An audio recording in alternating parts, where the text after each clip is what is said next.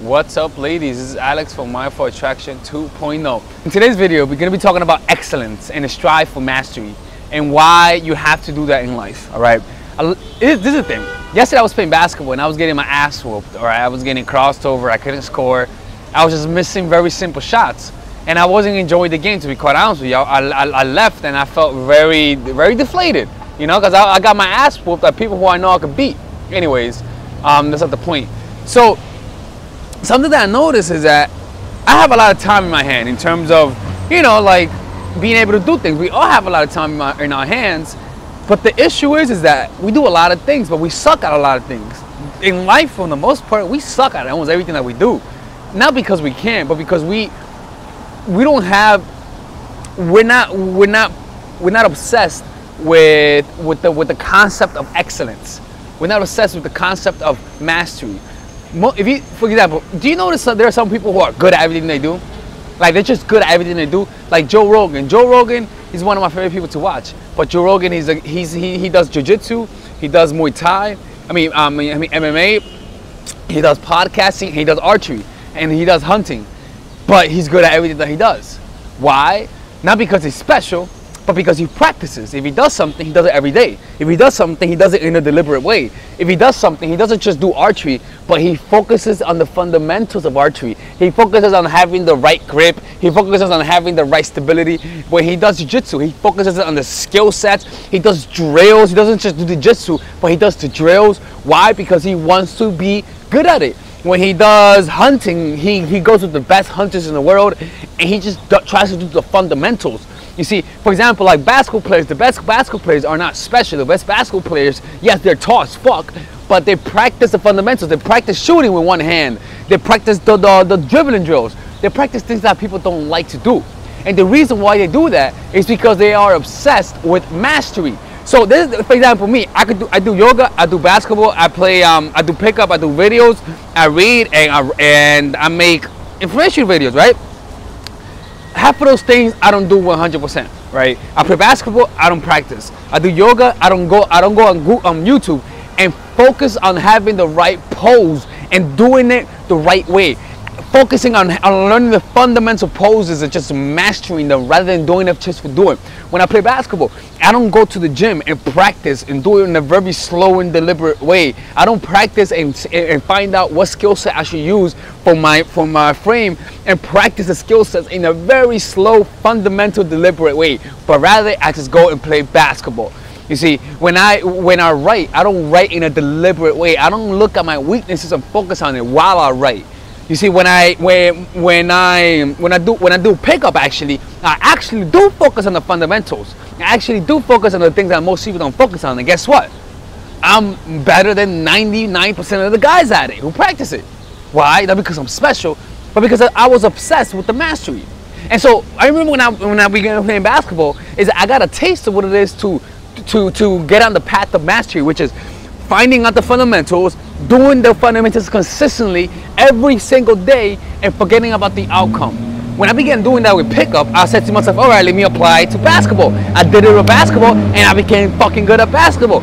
I decided to do that with my success in career. I said to myself, okay, what are the fundamentals of almost every entrepreneur? You find out that they're fucking good at marketing and branding. So I started studying marketing and branding, but not just studying it, but I became prideful, which is, I didn't just do things just to do it. I did things to get good at it. I found pride, I found pleasure in being good at something. Most people don't find pleasure in being good at things. Most people just find pleasure in doing it, and that's fine. But there is something more to gain when you actually focus on the fundamentals. What tends to happen is that over time, you're gonna be someone who's good at everything they do. So if you and you're a cook, you're gonna be a fucking good cook and a fucking good knitter. Most people do things and they suck at it. Most people suck a dick and they suck at sucking. You see, and most people cook and they suck at cooking. If you're gonna suck a dick, do it the right way. If you're gonna fucking cook the right way. If I'm gonna play basketball, I'm gonna play the right way. Most people just settle for being mediocre. Nothing wrong with that, but being mediocre just means that you don't do it, and you're not doing it the right way. Try to have a vision of yourself and begin seeing yourself as someone who's good at everything. Not because they're fucking intrinsically better, but because you love the aspect and the concept of mastery. That's what, and so what I'm gonna start doing is, and that's the truth, is waking up every morning and focusing on basketball in the morning and yoga, doing basketball and yoga, right? And doing it over time, because if I don't do that thing, I'm never gonna get as good as I want to be, and I'm not gonna find the enjoyment I want to find in basketball, with the enjoyment that I want. But I'm not gonna get good at it if I keep doing what everyone else does, which is just go play basketball. And most people just, that's the easy route. It doesn't take a lot of, there's not a lot of resistance there, and most people just do that. Most people don't like doing the drills that get you fucking good at it. And the funny thing is that it doesn't require more energy. It just requires you to focus. To say, okay, I'm gonna get good at it. Rather than go play basketball, I'm gonna go practice, and then go play basketball twice a week. You're gonna enjoy doing something not as often, but good at it, as opposed to doing it every day but mediocre at it. And that all comes down to get in the habit of having a value of excellence. If you're gonna do something, focus on being fucking good at that one thing. I'm telling you, like, that's something that most people miss out. There's some people just happen to be good at everything, and those people just happen to get paid. But why are they good at it? Not because they have more time, but because when they do something, they do it deliberately. They say, I'm gonna do this and I'm gonna focus on this skill set. They don't just close their eyes and do it. They'll say, focus on this skill set because this skill set will help me with this skill set. And if you do that, success is inevitable, and you're gonna find so much love and pleasure in the things that you do. You gotta strive for excellence in life. All right? You feel me, girl? You feel me, my dude? All right? Anyways, this is it, man. All right, ladies and gentlemen, if you guys ever want to learn how to use your feminine energy to influence people, learn how to use your masculine energy to become more assertive, and also learn how to blend both energies to improve your dating life, your spiritual life, honestly, your relationship life, your family life, your career life, this is the course for you. If I had to make a course for my nieces, I have two nieces, one is 19 and one is 15, 16. Holy shit. Oh my God, he's a bad fucking uncle. He's a bad uncle. Get out. Shut up, Melissa. You should get this course, right? And this is the course that I will make for them. So, for example, watch the curriculum, right? In the first week, we're going to be showing you how to establish a strong masculine foundation without letting it hurt your feminine energy. This masculine foundation is a source of who you are, right? It's your bodyguard. Without this, whatever feminine energy you create will be destroyed by the outside, because your masculine is your shield. So we'll talk about goal setting. We'll talk about how to develop a serious attitude. We're going to be talking about how to use more logic, how to use more goal-oriented behavior. It's more how to be a man. Now the next one is how to embrace the feminine energy, right? This one will teach you about how to minimize excessive masculine traits, developing self-awareness, healing abundant feminine energy, regulating your emotion, mastering voice qualities and facial expressions, surrendering control, and allowing pain to be felt. This is honestly, this will supercharge, like Kaioken, your masculine energy.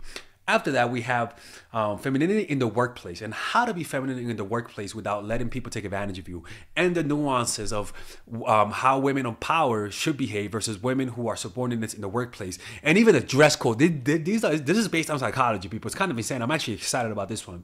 The next week, we talk about navigating the labyrinth of male and female friendship, and this a lot of women find confusing, so we talk about that. And how to identify envious friends, how to identify the good friends, how to keep male friends, and how to keep female friends.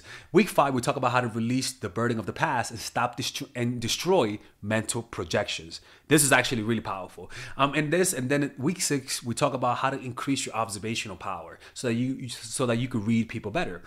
And we have a bunch of bonuses. The course starts at $99, and you guys can pre-order the course today at $69 before it goes out.